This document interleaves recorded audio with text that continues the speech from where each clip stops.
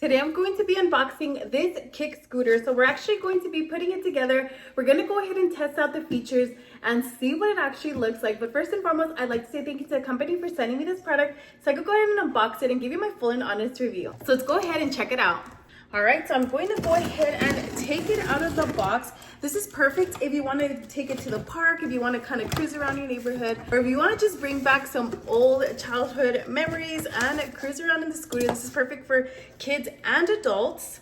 All right, so it looks like we have to get some assembling done. So let me go ahead and take everything out of the box and we're gonna put it together. I will tell you how long it takes to assemble it, how easy it was to assemble, and then we're gonna go ahead and test it out. So the good thing is that it does come with the manual. So it is 10 simple steps to go ahead and put your scooter together. All right, so I went ahead and took everything out of the box. As you can see here, we have the base board. This is going to be the base board right here. Then we have the handles. The handles are right here. And then you get also a pair of wheels.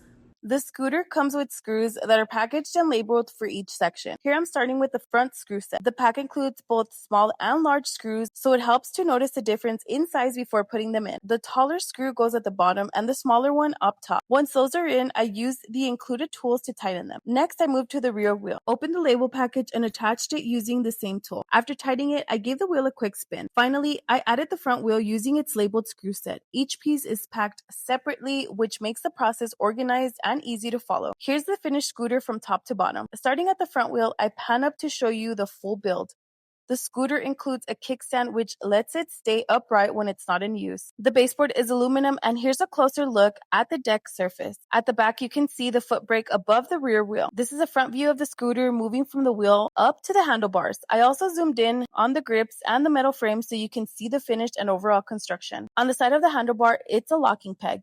By pressing it down, the handlebar can be adjusted to different height settings. Once it's set to the height you want, push it back into place. I also showed how the handlebars can be released and folded down by pressing the side buttons. To fold the scooter, I pulled the lever on the side and lowered it back down. The frame collapses quickly, and here's a look at it folded from a top view. This makes it compact enough to store and carry when you're done riding. After assembly, I tested the scooter indoors, riding it back and forth, and then I brought it outside to try it on the porch. Here's a look at the scooter in motion. This is the complete overview of the scooter from unboxing to assembly and adjustments, folding, and riding. So if you've been looking for a scooter yourself, I'll go ahead and leave the link down below.